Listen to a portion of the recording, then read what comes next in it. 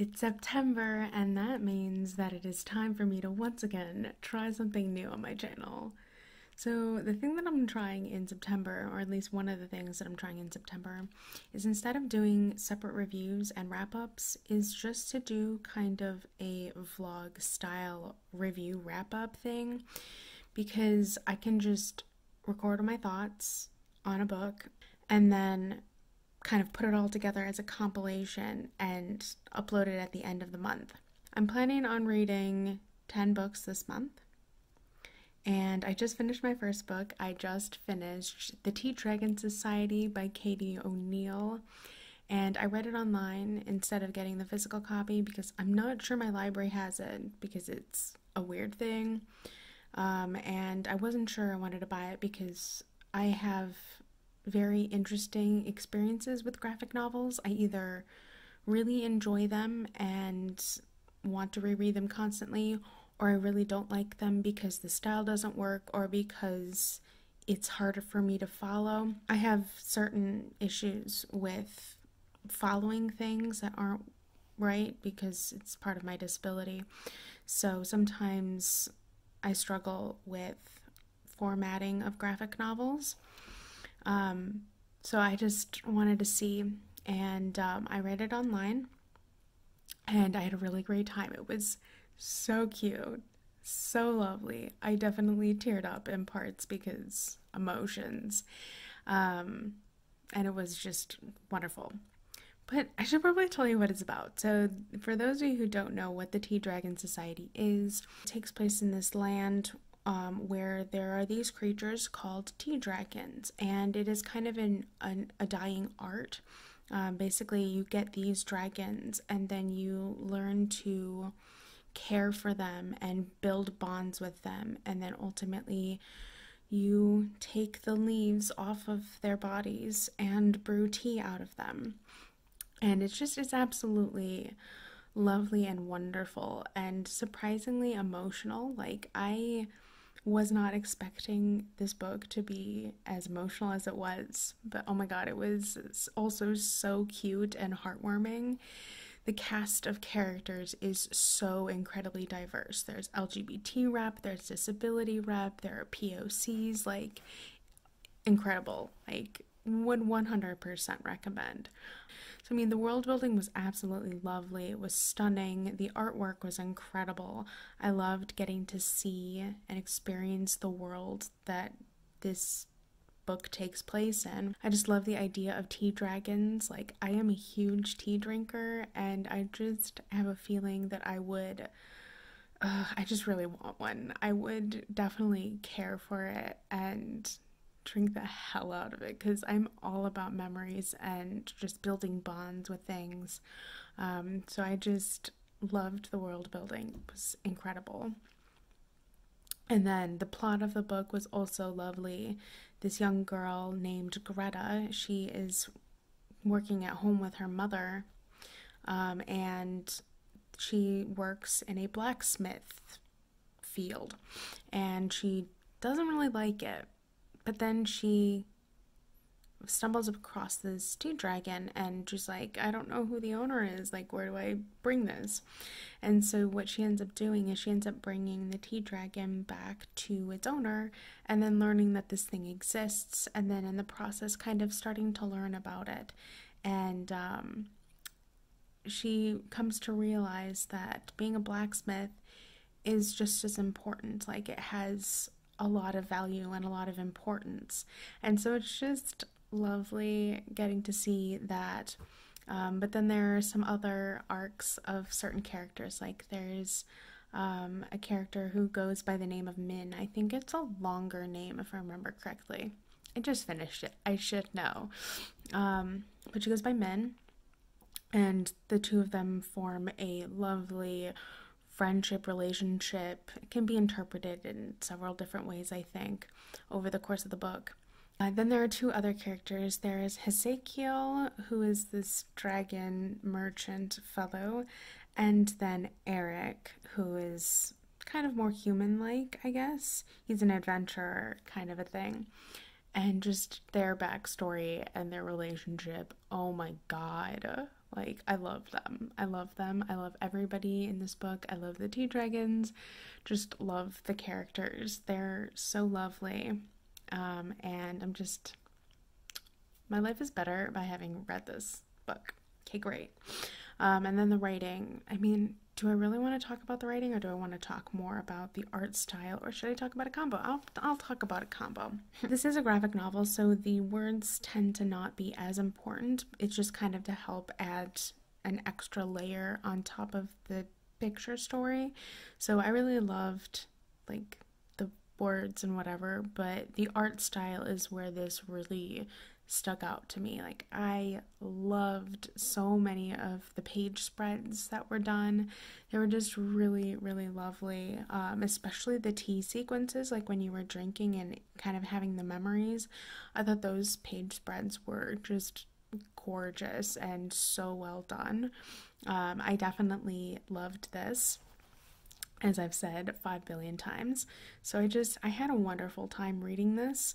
The only thing that I am a little bit sad about, because I read it online, I didn't get to have the excerpts from the handbook in the back. You know, in the physical copy, there's the Tea Dragon handbook manual thing. This is like how to care for them and like the different types of dragons, and you can read about their personalities and everything. Online version, you don't get any of that, so I'm a little bit sad about that, because I did want to try and figure out what my tea dragon would be, but alas, I don't have a physical copy. I might have to get a copy one day just so I can figure out what my tea dragon would be.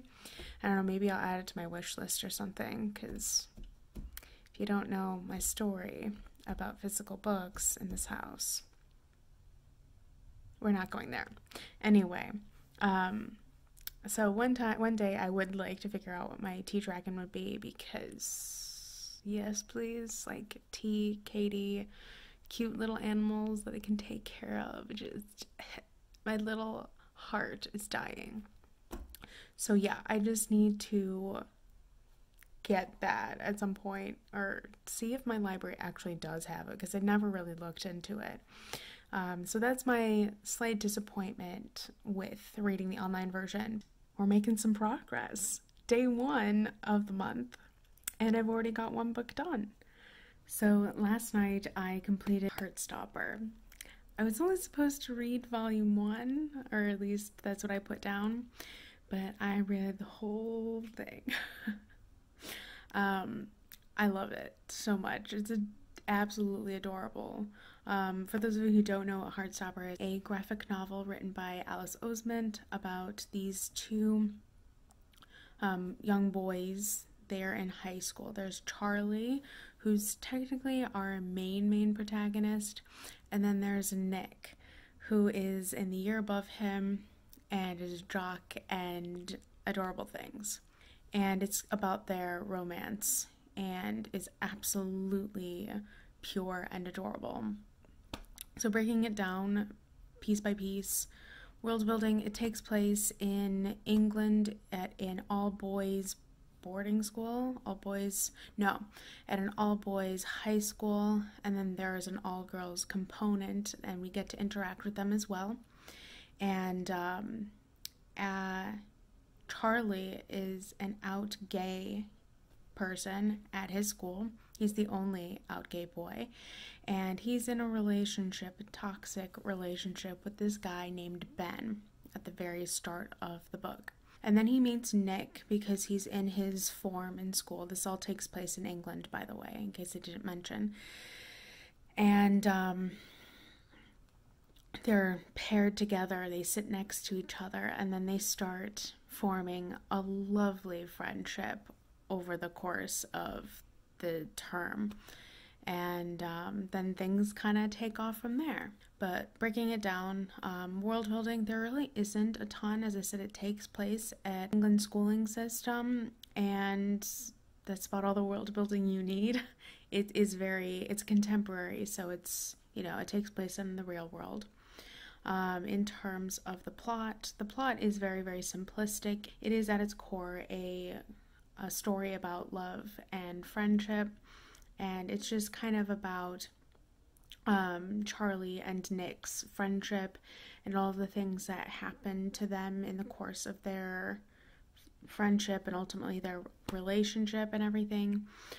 So everything is surrounded by that, but there are some other subplot things that are just as important. Like, there are things in the book that discuss mental health and coming out and just like their interactions with the people around them and just kind of figuring out who you are, because this takes place in high school. Yeah. Then the writing's okay. Honestly, it's not the strong point for me. It's kind of it's just very simplistic. There are, little speech bubbles. So, I mean, it's a graphic novel, so there's not a lot of speech. And especially in this one, most of the pages are pictures. So it's really easy to get through, but I find that the pictures tell the story better than the words sometimes, but sometimes the words do give a lot of meaning and add a lot of extra depth to it. But one thing that I will say that I had trouble with the writing and the overall style of the graphic novel is the formatting of the page. Sometimes it was hard to follow which words went where and how I was supposed to be reading, because sometimes it was backwards, sometimes it was forward, sometimes it didn't really matter what you read first. And I don't know, it just didn't flow super 100% well for me.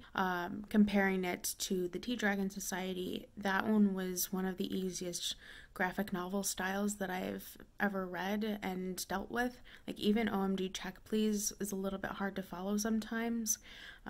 So it's just, for me, like, I thought that for Heartstopper, it was worth it. It was worth, continuing the story and continuing trying to figure it all out, even if it took me a little bit longer, because I just really enjoyed these boys. But there are some other graphic novels that I probably would have, I don't want to say DNF'd, but I would have taken longer with, or not continued after I finished it because of how hard the style was. But for Nick and Charlie, it was definitely worth it. But yeah, that's something to be aware of if you are similar to me and have a hard time following pages. It's not the worst, but it could be an issue for some people. And it did take me some time. Like, as I said, most of it was pictures, so it was fine, but some pages were just particularly difficult for me. And then finally, talking about the characters. Our main characters, as I said, are Nick and Charlie. Charlie, as I said, is the only out gay teen at their high school. He was outed the year prior and was severely bullied. And because of that, Charlie suffers from a lot of different issues, because, I mean, who wouldn't have some kind of trauma from that kind of an experience? And he's, at the beginning of the novel, as I might have mentioned before, he's in a toxic relationship with this guy named Ben. And then when he starts his new term, he meets Charlie because they're paired together, and they kind of start to have a friendship, and things kind of go from there. Nick, on the other hand, as I said, meets Charlie in their English class, but he's also on the rugby team. And so he's just big jock. He's fairly popular in the school and has, a group of friends and admirers and things. So there's a lot of interesting dynamic between Nick's friends and Charlie. There's also a period of Nick figuring out his sexuality and kind of coming into his own and figuring out who he is, who he can trust, and things along those lines. This graphic novel series actually tackles a lot of really difficult topics, despite it being so adorably fluffy and everything. So yeah, those are our two main characters, and then there are a whole slew of side characters. As I said, there's Charlie's friends, and there are Nick's friends, and then there are also familial relationships and everything. And I don't want to go into too much depth on them because I feel like you need to experience those kinds of friendships yourself and those interactions yourself. It's just lovely what Alice put together. And if you read it online, you get all of these like cute little mini stories and AUs with the same characters. And I would highly, highly recommend reading them. I read those along with the comic, you know, in the order that they're published in and everything. And it was the best life choice. Like, despite not going to sleep for a while, because I wanted to finish it all, it was absolutely worth it. And I would highly recommend reading the mini stories as well as the main comic. Volume 1 contains chapters 1 and 2 of the graphic novel, and then Volume 2 only contains chapter 3 and a few other, I think, like short stories or something. And then chapter 4 is coming out, you know, online now. But it has not been published yet. It'll probably be contained in Volume 3 along with maybe something else. I don't know. But I read it all online, so I'm literally all caught up on chapter 4 and everything too. And I read the whole thing online because, as I said, my library is weird. Don't know if they'd have it, and I didn't have the time to check. So I was just like, ooh, online, yay. So yeah, I really, really enjoyed my experience with it, despite having a few hiccups here and there with the formatting of it all. But overall, I loved it. I loved how sweet and pure it is. I would absolutely recommend checking it out. If you guys have read OMG Check Please and you really enjoyed that, you might enjoy this too. It's kind of one of those, if you liked this, you would probably like that kind of a thing. And I'm just gonna put that in there as a little thing. Like, they're similar in the kinds of stories they're telling and the topics that they're dealing with, kind of. I mean, one's high school, one's college, but yeah, loved them both, would recommend them both. And it was just a really great time. And so I finished my third book of the month, and that is The BFG by Roald Dahl. So for those of you who don't know what this book is about, it follows a young girl named Sophie, and she's living in an orphanage when one night she wakes up and she spots this giant down the street and is just terrified. She's convinced that she's going to get eaten and something bad is going to happen to her. And then lo and behold, this giant takes her out of the window and carries her off to where he lives. And the adventure goes from there. Now, talking a little bit about the world building of this book. The world building of this book is, there really isn't a ton of it because it mostly takes place in England. However, there is a portion that takes place in Giantland, which is where the giants live. And there are other little whimsical places in the area as well, like Dreamland and such. And I just absolutely loved all of the little tiny additions of everything. It was just so lovely. Most of the time in this book is spent in Giantland. I think it's even what it's called. I don't know. It's Giant something. So we get that little whimsical fairy tale aspect of it all. But the bits that we do spend in London is mostly in the Queen's Palace, so like Buckingham Palace and stuff. And that's all very fun and amusing to read. Now, moving on to the writing. The writing is very, very simplistic. I actually really like Roald Dahl's writing style and the pacing of his books. He just does it so well. And one thing that I particularly loved about this book is his use of language and the way that he was able to portray certain things by the way he wrote or spelled words. It's just so well done. And I will talk a little bit more about the use of his writing and the way that he explains things when I talk a little bit about the characters a little bit more. The next up is the plot. So the plot of this book is difficult to explain without spoiling it too much, but the best that I got for you is, as I said, Sophie, this young girl, orphanage, gets snatched up by this giant, whisked off to giant country, and then she learns more about giant culture and giant ways and everything. And there's another big plot point of this book in that the other giants, they are human eaters and human snatchers. And so they run off and eat humans from different parts of the world for different reasons every single night. But he does not support that. He has his own specialty, but I'll let you figure that out. Find that out for yourself should you read this book. It's just so lovely and wonderful and whimsical and funny. But there are also deeper messages in this book as well, such as discussing kind of disabilities and discussing kind of the horrors of humanity in a way, but also the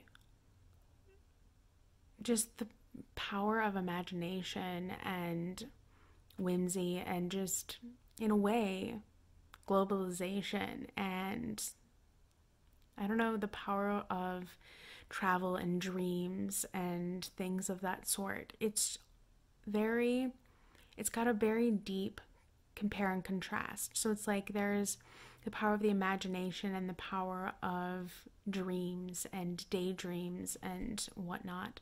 But then there's like the horrors of war and killing and all of those things, as well as his head, disabilities and speech impediments and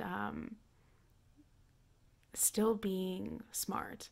Like, that's one message I love in this. It's like, yes, you have this slight problem and a lot of people may comment on it or judge you because of it, but that doesn't make you any less smart than your peers or the people around you.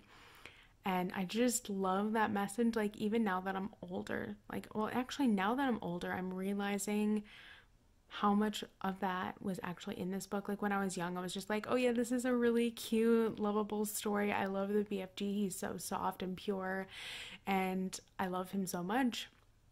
But now that I'm older, I just have such a deeper appreciation for this book, and it was just so well done. And then last but not least, the characters. There are a whole slew of characters that are important to this book, but the main two important characters are Sophie and the BFG. Sophie, as I said, is a young girl who is from an orphanage. She doesn't know her parents. She never knew her parents. She always grew up in an orphanage. And then she gets whisked off by the BFG, and she's kind of starting to find a bigger purpose for herself. And ultimately, she has a very, very big role to play. In some ways, she's the protagonist, but in others, I'd say the BFG is more of our protagonist than Sophie is.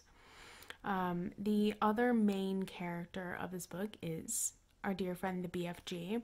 And the BFG is a giant, and it stands for the big friendly giant, because out of all of the other giants, he is the friendliest, kindest, and most sensible of the lot. He cares about humans, and he cares about kind of peace and tranquility and just wanting to do good in the world. And he really is a pure small being. His other counterparts, as I said, are constantly eating people, and it's just not a good time. So yeah, those are the main characters. I mean, we do ultimately also get to meet like the Queen of England and things like that's a fun little plot point that comes up at the end. But she doesn't play a very large role, but an important one nonetheless. Um, so yeah, I had a wonderful time rereading this book. So I just finished Girl at War a little while ago, and I don't think I'm going to be able to talk about it here really. I actually ended up writing my thoughts slash a kind of review on Goodreads, and I'll see if I can link it up above, or at least if I can't, then I'll link it down below for you guys to go and read and get more of my thoughts on. But I'll try and give you some superficial thoughts here, um, so you guys know some things or some of my feelings on it. So, first and foremost, I ended up reading this book with Vendi. We have a very deep connection to the events of this book. And for those of you who don't know what it's about, it's all about the Yugoslavian Civil War that happened, and in some ways is still happening. But it focuses primarily on a Croatian perspective, and it discusses some incredibly heavy topics like PTSD and dealing with life as a first generation immigrant, just war in general, genocide, post war guilt, like survivor's guilt, and things of that sort. It's a very emotional book. So if you do choose to read it, know that going in, it deals with incredibly heavy topics. So if you aren't prepared for that or expecting it, I'm here to tell you that it is very prevalent in the book. It's not an easy book to get through, and it's not an easy book to get through, but it is an incredibly important one. I feel like everyone I talk to that knows about this war primarily talks about the genocide, which is, understandable, but they really also only focus on one portion of it. They pretty much only talk about Bosnia. And I'm here to tell you that this war touched all, and I mean all, Slavic countries: Serbia, Croatia, Bosnia, all of it. All of it. And so I think this book is important for people to understand a little bit more of what went on and of the horrors that happened. Like it is a very important book, but as I said, it is a very emotional one. So go into that prepared. Now, talking a little bit about it in general, the writing is phenomenal. It's stunning. The plot and the world are also incredible. Saranovich captured wartime, especially there, perfectly, and she captured the essence of the culture and the people and the traditions very well. And the plot is really just following our protagonist's life, both during the war and post-war. Yeah, that's really all I'm going to say about it, because it's not something that you can just you can't prepare someone for it, really. Um, you have to read it, but know going in that it is not easy. And then the last is the characters, and the characters are also incredibly well written. It just, the story is so immersive, it drags you in and doesn't let go. So, overall, I really liked it, but like is the wrong word. Um, it was very, very well done, and I'd highly recommend that all of you, if you can, pick it up because it's important and everyone needs to learn more about it. Um, but yeah, just I don't know. It's hard to talk about this, so I'm probably just gonna leave my thoughts there and move on. So I just finished The Girl with the Red Balloon by Catherine Locke, and I have a lot of thoughts and feelings on this book. Overall, I really liked it. So talking first about the writing was fine. It was very simplistic, pretty easy to follow. It had multiple POVs, so it jumped around a lot, and but it was really nice because it announced it at the beginning of the chapter who the narrator for that chapter would be. So I really, really enjoyed that. The pacing sometimes felt a little off, but not so drastically that it severely detracted from the book. But overall, I really liked that. So as I said, the writing was fine. The world building of this book, there wasn't really much because it does take place in our world of a sort. It's kind of an alternate universe world of our world. So we had to do 2 different timelines. We were in World War II in Poland, and then we were also in East Berlin during the time that the Berlin Wall was around, so like Cold War era. And both timelines brought very, very important things into the fold and had a lot of really important things to say about certain topics.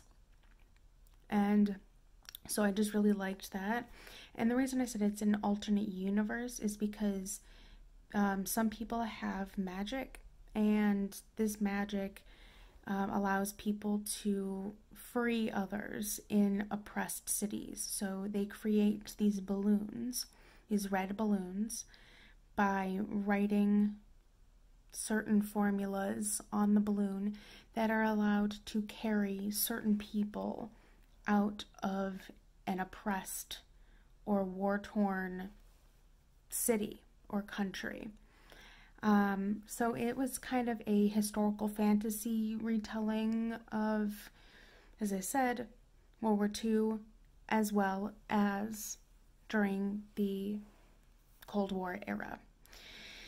So I really enjoyed getting to see all of the historical events that were scattered throughout, as well as having this fantastical twist on things. Now, the plot is very, very interesting for this book. Since I didn't really say what this book was about before, this book primarily follows our main protagonist, Ellie Baum, who is from present-day America. She is from Pennsylvania, she's from Pennsylvania. She is Jewish, and she's going on a class trip to Berlin. And she was just kind of remembering a lot of her grandfather's stories about being saved from the war by a red balloon. Well, while she's on this trip, she stumbles across one of these red balloons, takes hold of it with the intention of having her friend take a picture of her, and she gets transported back in time, back to East Berlin during the Cold War era in 1988. And most of the book is just Ellie learning to adapt to the new time period she's in while also trying to figure out a way home. And then, as I said, we also had the other timeline, which follows Ellie's grandfather, Benno, and his experience during World War II and all the horrors of the Holocaust and everything that people went through during that period of time. And just getting to see their stories side by side was really, really interesting. But also there was a reason for that. It was showing the history kind of certain characters that we come to get to know, as well as certain intentions and reasoning for things, and just the origin story of certain things too. So I really enjoyed getting to see how those timelines were actually interwoven together, and just how things go from there. So there are a whole slew of characters, but there are only 3 that are POV characters. Of course, Ellie, our main protagonist, is one of those POVs. Benno, her grandfather, is another POV. And then we get a POV from this character named Kai, and he is a Romani boy who was originally from England, but then he left in order to protect his sister and came to Germany and has been living there in East Berlin for several years. I loved all of the characters. I was really trying not to love any of them, but I failed. Catherine Locke's characters are so well written. Their motivations are just so understandable, and it was an incredibly diverse cast. I mean, as I said, Ellie and Benno are both Jewish. Kai is Romani. And then another character we really get to know is Mitzi, who is German. And I just loved all of them, all of their interactions, all of their discussions, and all of the things that were happening in the book. It was just really lovely to see all of that. Talking a little bit more about the more difficult topics. Since this book does primarily take place in Germany and World War II, as well as the Cold War era, we get to have some discussions about the Holocaust and some genocide things, as well as the racism and hatred towards the Romani people, what life was like in East Berlin during the Cold War, and all of the things that people there would be subjected to, and how cautious and careful they had to be because they were constantly being watched. Every little thing they were doing was being watched, and they always had to have their papers on them because they could be stopped at any time for any reason, or the Volkspolizei could come to their houses and check on things periodically. It's not easy to read about and not easy to experience. I actually wasn't sure I was going to be able to do a review for this or even talk about it much, but because of how emotional it was and how impactful it is, because I know people who lived in Germany during that time and who visited there during the Cold War era, and they talked about all of the things that they had to do and the things that they experienced while they were there. I know people who were there during the knocking down of the Berlin Wall. Me and my dad both have pieces. My dad got one as a gift. My dad's brother also got one as a gift, but since he died, my dad got it and then he gave it to me. But we actually have like personalized pieces of the wall. And so just having that little piece of history in the house, knowing someone that my family knew and know who was there during that time. They didn't live in East Berlin, but that they were there during all of that time is just incredible to me. And just having those pieces and just thinking about what those people went through, it's just honestly so unimaginable, and it's really hard and emotional to think about. But one thing about this book that I'm going to tell you is, yes, it is a very emotional read, but it also is a very hopeful read in a way, and it has some very important and interesting takes on things, and something that I think we could all benefit from. Like, there are so many incredible quotes in this book that I just wanted to write down, but I was just like, nope, I'm gonna keep reading. Maybe I'll go back and find them later. But it had a very, very powerful message to it, and I would definitely recommend picking this book up if you want to know more. I'm highly, highly going to recommend that you guys give it a try, because you might be surprised. Last night I finished The Invisible Library by Genevieve Kochman, and boy am I glad to be done with it. I wasn't a fan.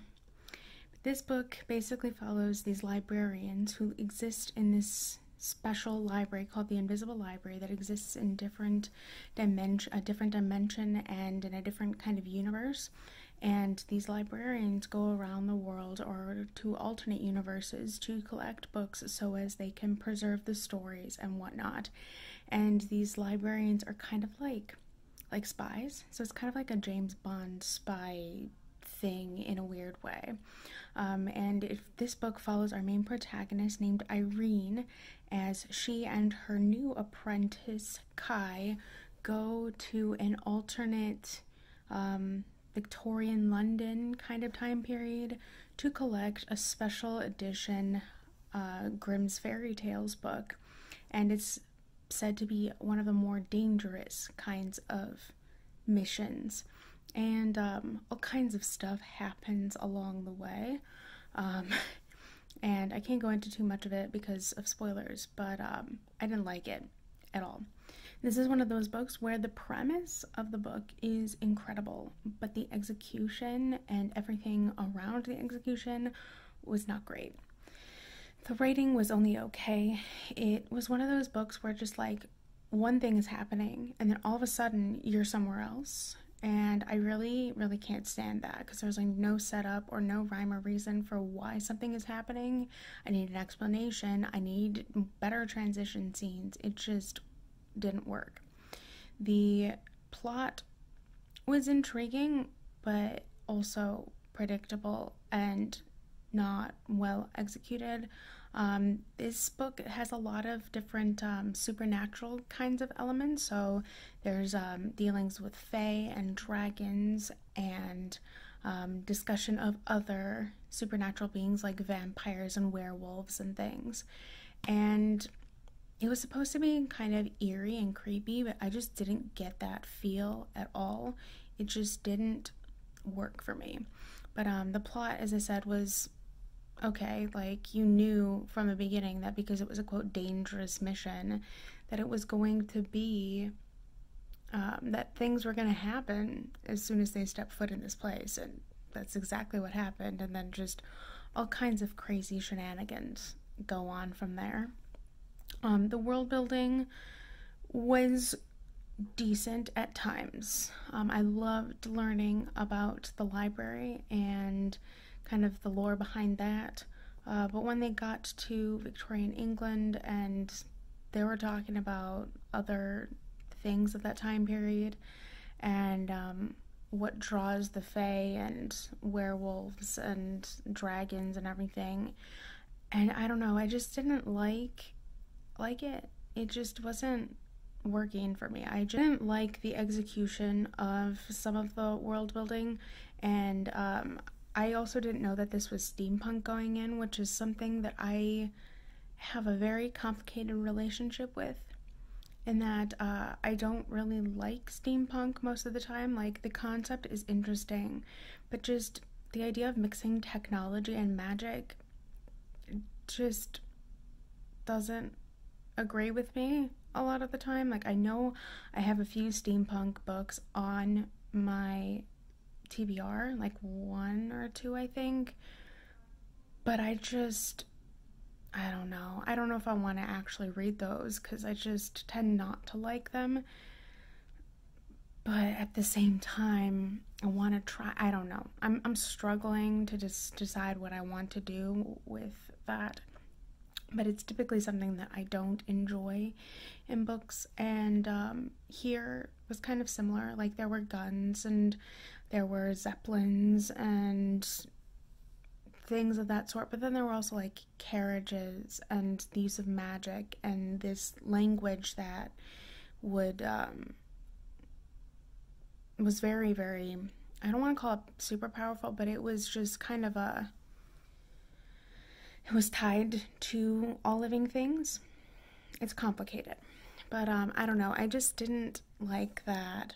But the thing that I liked the least out of everything was the characters. I really did not like the characters. Irene was annoying. She was the main librarian that we followed in this book, and she was just really irritating to have as a narrator. I just didn't connect with her at all. I didn't feel anything for her. She made stupid mistakes all the time. She felt like she had to be in charge all the time, and she would just constantly talk about things that just didn't make sense on around her. I just could not deal. And then there was Kai, and he was maybe a little bit more annoying. I mean, he was a little bit more interesting than Irene, but I also really didn't care about him. Like, he, within like a day of meeting her, Irene, he's like, so when you say we're gonna go to bed, are we just gonna sleep?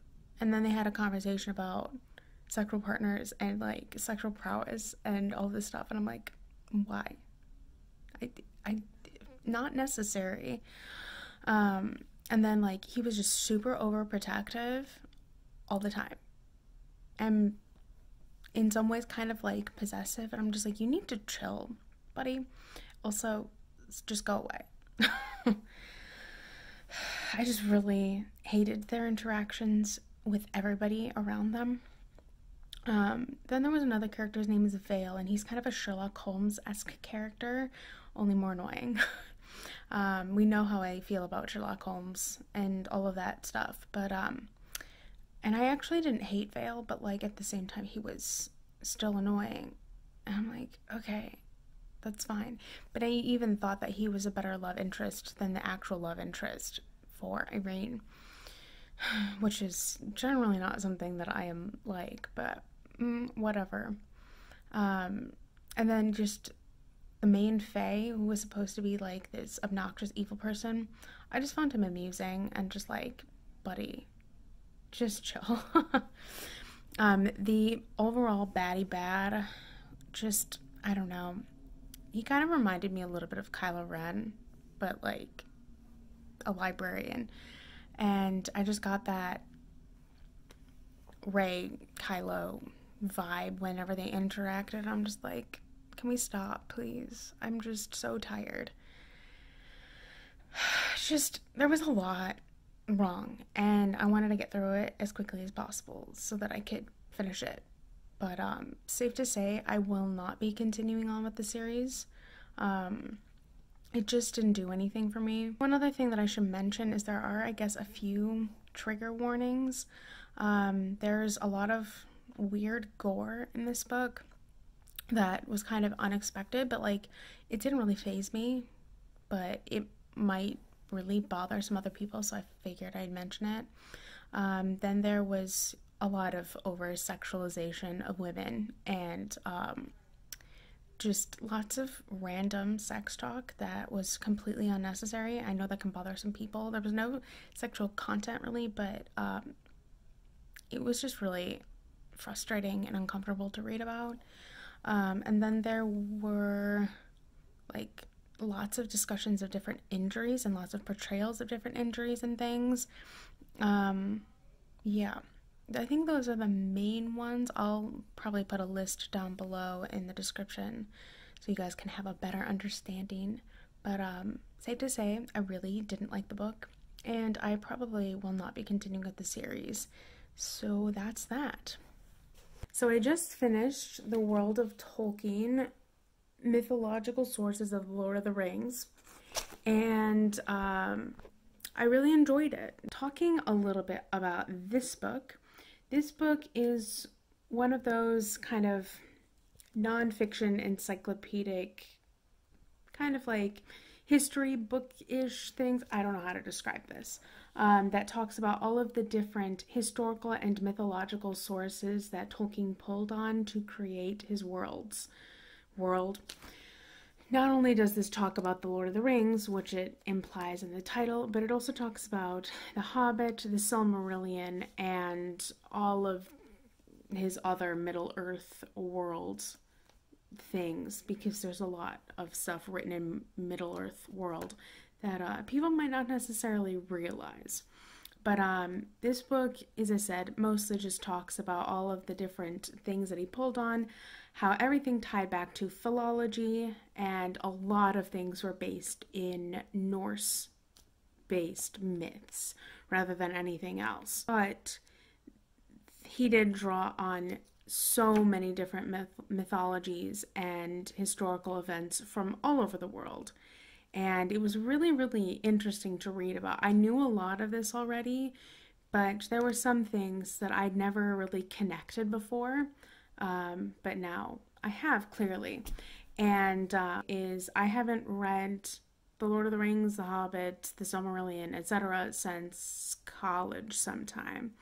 So just getting to read about all of these historical events and mythologies and all of these things that I actually studied due to my major was great. I loved getting to see all that. I'm like, oh, I actually know what this is. And that's really cool that he pulled on that thing. And so I really liked that book from that point of view. And yeah, I just really enjoyed this overall. I will say, however, that despite the book saying that you don't have to have read The Lord of the Rings, The Hobbit, etc. in order to enjoy this book, I'm going to argue that you do. Because if you haven't read any of those, The Lord of the Rings, The Hobbit, The Silmarillion in particular, you're going to be like, what the hell are they talking about? Because there are certain sections in this book that talk about specific things that are primarily and only talked about in the Silmarillion, and it will not make any sense to you unless you've read any of them. I mean, arguably, you could be okay if you've seen The Lord of the Rings, like the movie, and in some ways The Hobbit. But at the same time, you won't understand the full extent of it unless you've read them. So while the book is technically correct in that you don't have to have read them, it's better if you have. That's my take on it all. But I'd say that for fans of the movies and the books, but primarily the books, that you would really enjoy this supplement. It just really expands your understanding on things, and it just gives you a glimpse into Tolkien, the human being, and everything. Yeah. And so, I mean, ultimately, for this kind of book, I tend to look at, who's the audience and talk about things like that, like I did all the way back in my Leonardo da Vinci book review. So, I mean, the main audience that this book was written for are for fans of Tolkien and his work, not the movies in particular. It's primarily for fans of the man and the books. So with that in mind, I'd say if you've read the books and you really, really enjoyed them, or if you're just really interested in mythology and understanding more about Tolkien's worlds, I'd say give this one a go. It's really short, but despite the fact that it's short and has a lot of pictures in it, it's pretty dense. because it is doing an in-depth analysis and discussion on all of the mythology and historical events that he drew on, and drawing parallels between his work and the mythologies, religions, and history. So, in essence, this is kind of a Lord of the Rings textbook, which is excellent, but just go in with that in mind. But I did definitely really enjoy it, and I'm looking forward to reading more of David Day's work in the future, because I actually have, I think, 1 or 2 other books that he's done, but definitely looking forward to it. I finished Priory of the Orange Tree last night. I buddy read it with Vendi, but I have a lot of thoughts about it. I loved this book a whole lot. Now, for those of you who don't know about this book, or for those of you who even do know about it, because it is a very popular book and have heard other people talk about it, you guys have probably heard that it is about dragons, and that it's all about how one side of the world loves dragons and the other side of the world hates dragons. And at its core, that's not wrong. That is essentially what the book is about. However, it is not what the book is about at the same time. For those of you who don't know, this is a feminist St. George and the Dragon retelling, with also like heavy essences of Arthurian legend. Like, there is some really big influence of Arthurian legend stuff as well. Now, before I jump into talking about my breakdowns and everything, I do want to say that this book is perfect for buddy reading, and I mean that. I really do. I don't know if I would have had the same experience I did with this book if I hadn't read it with someone, and read it with someone that I could talk about my thoughts with in depth, just like on the characters, on the world building, just on everything. It just really enhanced my experience by reading it with someone.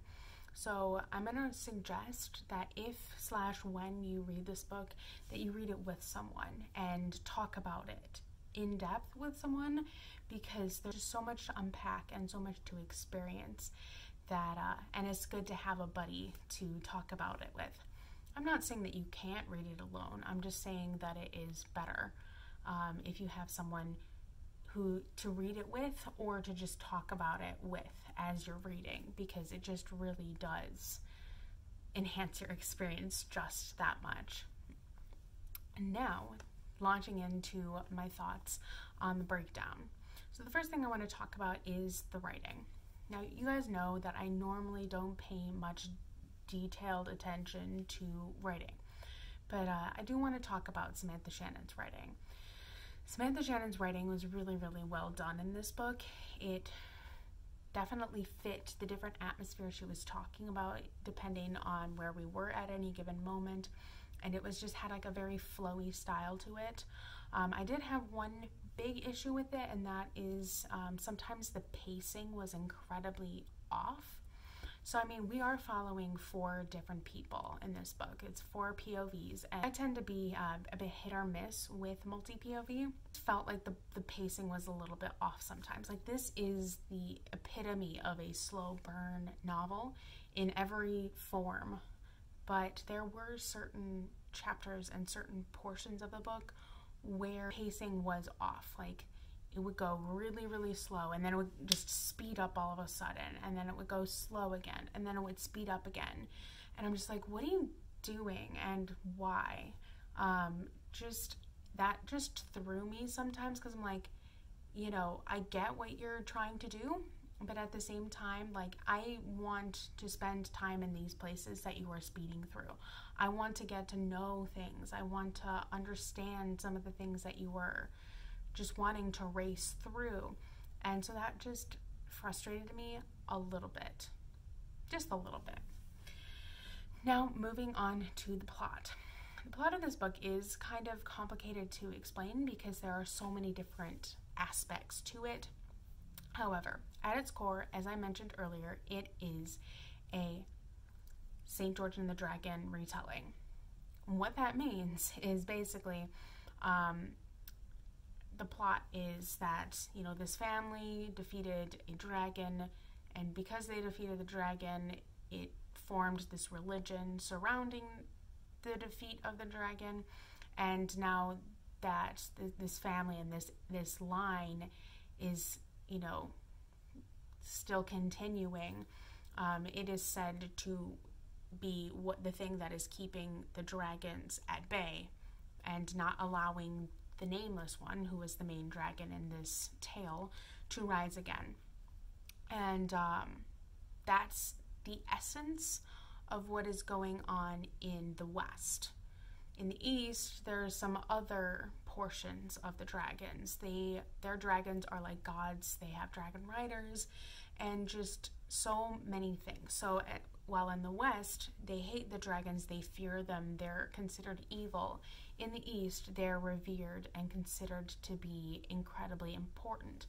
And so a lot of what the plot is it's following different people's storylines from both the West and the East in their journey to defeat the Nameless One, since it is now 1,000 years after he's died. And it's all about them trying to come together and figure out how to defeat him and all of the things that goes on along the way. So that's essentially what the plot is at its core, but there's so much more than that. There's political intrigue, and there's all these different battles and wars and mythology woven in, and there's the Draconic Plague, which is like heavy influence of the bubonic plague, the Black Plague, the Black Death. And all the different tensions that are between the East and the West because of religious reasons, because of the way that they see dragons, and because of because of the plague. Because the plague is not really a thing in the East, where it is very prominent in the West. And then there's some trade issues. So I mean, there's a whole slew of issues between the East and the West. And a lot of it is also just kind of showing them coming together and how similar they are, like how they need each other. It's kind of like a symbiotic relationship, like a yin and yang kind of a thing. And honestly, a lot of the book is like that. You see one thing on one side and another thing on another, and often they are the opposites, but the same at the same time. You can't have one without the other. And it was just super well done, and I really enjoyed it. Now, moving on to the characters.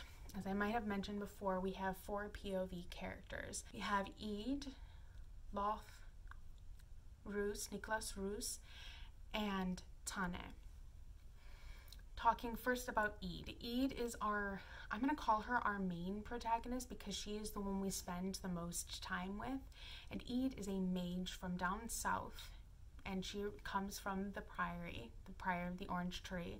And she ends up getting sent to Ascalon, which is where the majority of the book in the West takes place, to kind of be a guard to the queen in a kind of undercover sort of way.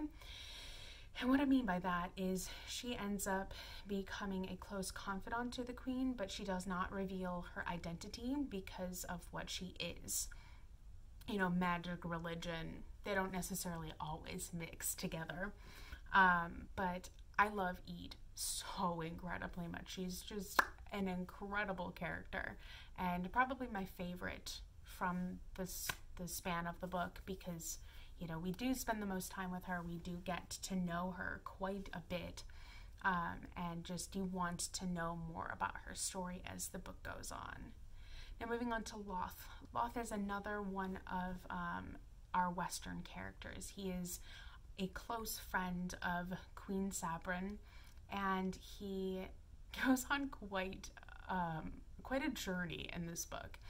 He's a very devout, religious person regarding regarding the Western religion, and his religion and his faith is constantly tested in every sense of the word in this book, you know, because of when he journeys down south, he learns something. When he journeys to the east, he learns something, and he's just maybe starting to realize that what he believes isn't necessarily right or true or the only way to believe in something or to have faith in something. So I really loved Loth as a character. Like, he is also just a small, precious, pure being, and oh my god, do I love him. I actually related to him a little bit because of his open, trusting, happy-go-lucky nature. He's just so open and trusting and kind of a little bit naive, but like, he's just adorable, and I absolutely loved him so much. Now, moving on to Nicolas Roos. Roos is also a very interesting character. He's kind of gives you a glimpse into both East and West. He's originally from the West, and his entire arc is surrounding the death of someone he was incredibly close to from back home. And basically what ended up happening to him is he was exiled 7 years prior to the book starting because he angered Queen Sabrin for a variety of reasons, but primarily because of his life work of trying to recreate the elixir of life. And so he gets exiled to the East, and his primary frustration with being exiled to the East is he cannot do his work. He's an alchemist. Like, he studied alchemy, and he wants to follow his very, very dear friend's path, like what caused him to die, because he went on this journey and he ended up dying and not returning to him. And so his entire life has just been upended because of his death, and him just wanting to keep that memory alive and keep that person alive in his mind, because he is just such an important person to him. And so he wants to try and find out why and what happened, and also just complete his life's work. So he ends up in the East, and just all kinds of stuff happens to him. He's an incredibly frustrating character. And actually, Vendy and I talked about his character a whole lot. I mean, we talked about all of the characters a lot, but we had very different opinions on Roos in a lot of different aspects. Just talking to Vendy about my feelings about him and hearing her thoughts on him gave me a better understanding of him as a character and a better grasp on him, if you know what I mean, because he is such a complex character, but he also like will frustrate you to no end. But I definitely have come to a better understanding of him, and I definitely still enjoyed his journey regardless of all of the things that I've said. It just took me a little bit of time to process him for me to fully get there. And finally, talking about Tane. Tane, at the beginning of this book, is 19. So she is our youngest POV character of all of them. And her whole life is centered around becoming a dragon rider. Dragon riding is a really big and well-revered thing in the East. And if you can become one of these dragon riders, or have a higher status and just are more revered, because dragons, as I said, are like gods. And so she wants to become one of them, and her whole life has been centered around becoming a dragon rider. And I just really enjoyed following her storyline because of all of the things that she went through and experienced, because, you know, we get to see her qualify for becoming a dragon rider, and then, you know, all of the things that happen afterwards.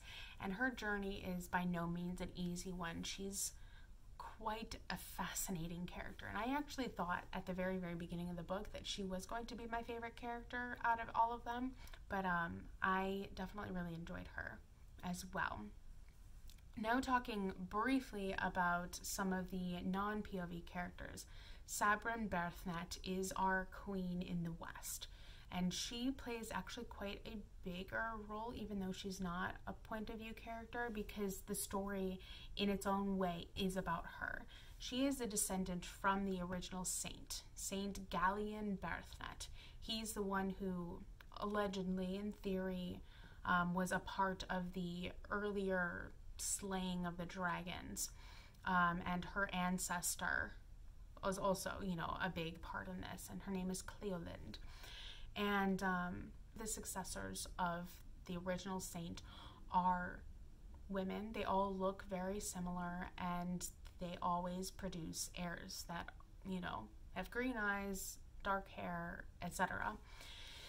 And by producing heirs, it is said to keep the Nameless One at bay. The Nameless One being this giant red worm dragon who wants to destroy humanity, etc. You know the drill. And by producing heirs, it keeps the Nameless One at bay. But now it's 1,000 years after his demise, and he may be about to rise again. And so that's kind of where Sabran's story comes into play. And her journey, though heartbreaking in so many ways throughout the book, is just one of my favorite arcs. Because, we do mostly get to see her through Loth and Ede's eyes, but I loved her so much as a character. Now, I don't want to talk much about the other non-POV characters because you really do need to experience a lot of this book. And by me telling you about it, you won't have a similar experience. So I'm just going to say, I loved a lot of the side characters. There's some animal characters, there's the dragons, and then there are just other people that we interact with depending on the parts of the world that we're in. And it's just very, very well done and well written. And I hope that if you guys pick it up, that you will enjoy the characters as much as I did. And now finally, talking about the world building. The world building in this book was so good. It's really where this book shone. It was incredible. And I can't exactly express why, because it is so rich and so detailed that it would just, I would have to make a separate video about the world building alone. But most of this book is medieval based, with tiny bits and essences of Elizabeth I's time period. So it was just really a delight to read. And as I said earlier, the primary world building was heavily medieval and pulled from, as I said, both St. George the Dragon, and there were heavy, heavy, heavy essences of Arthurian legend in the West.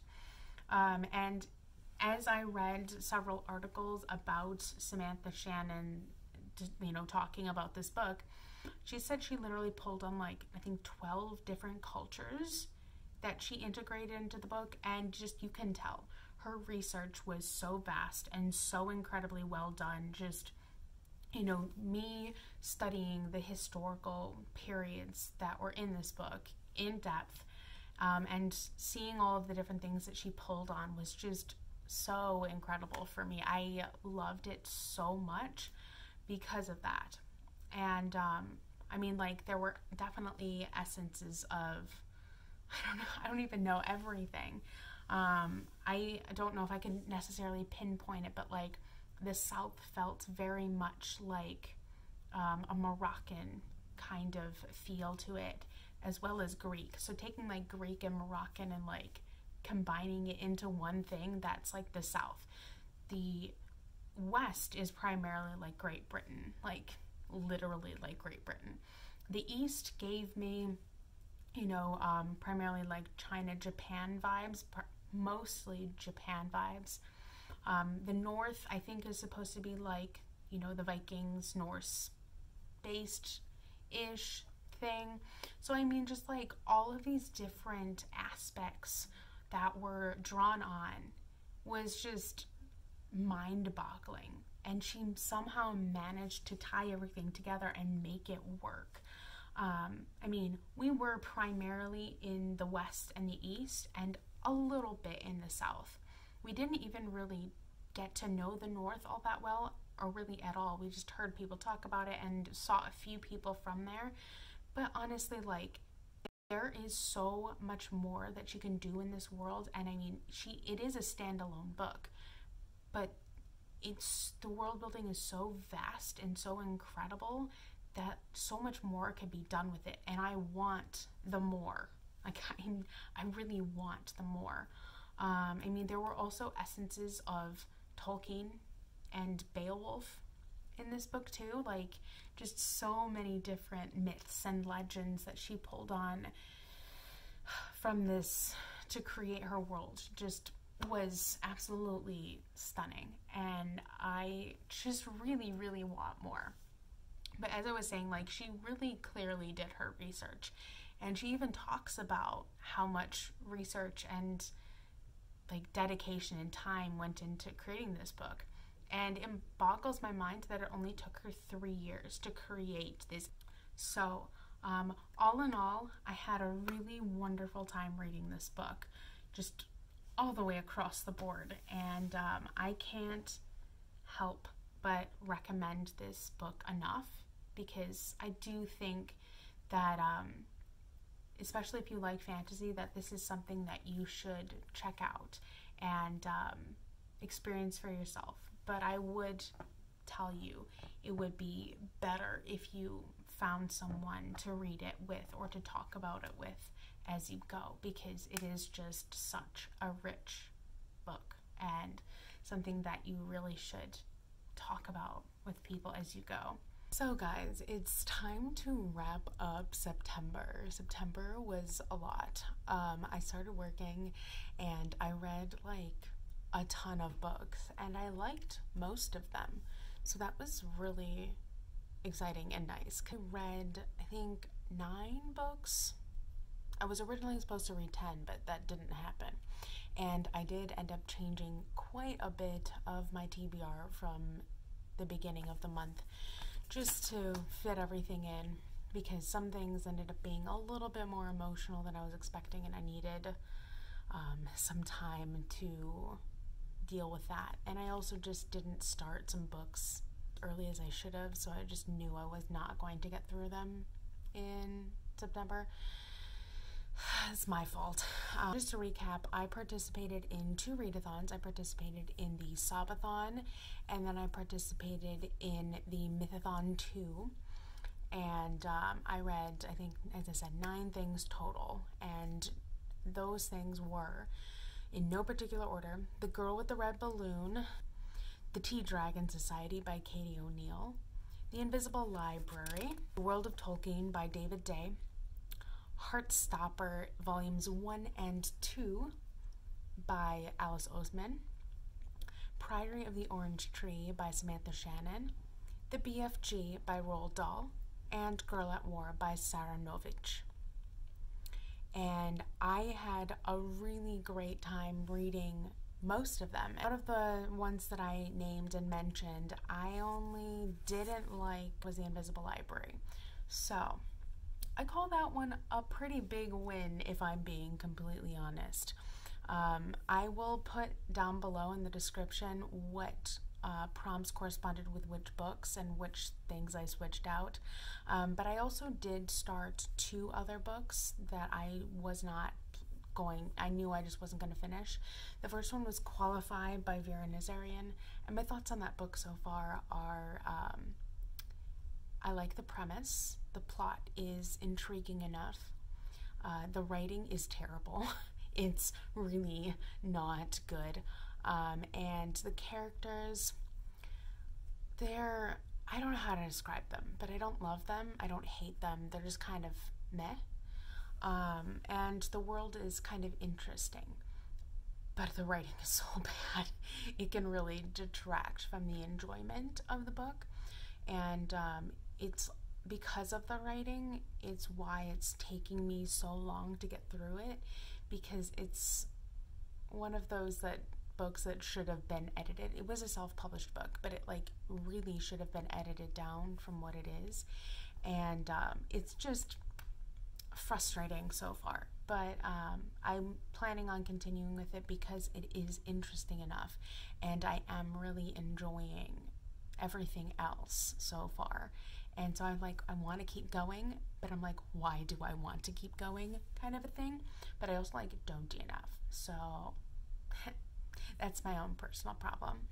And then I also started And I Darken by Kiersten White.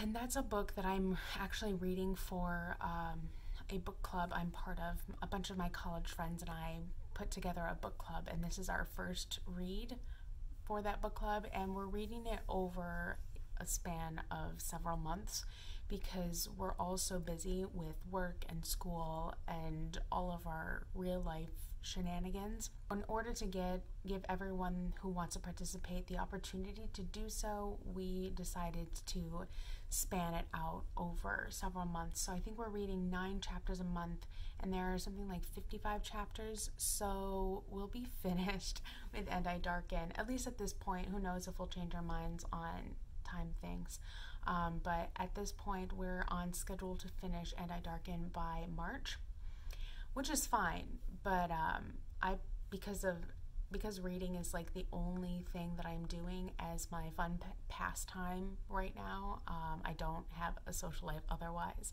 I'm just gonna read the chapters like right before we have our next meeting, because they're fast reading chapters and they just don't take me very long to get through, and I don't really have other things standing in my way.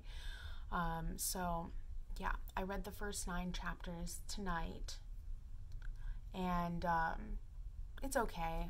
It's not the best, but I have heard that books 2 and 3 are a lot better. Book 1 is just really the big setup for the later books. Lada is frustrating to me. I don't hate her, but I don't love her. I just don't get her. She just kind of doesn't make sense to me. I really like Radu. I really like Radu.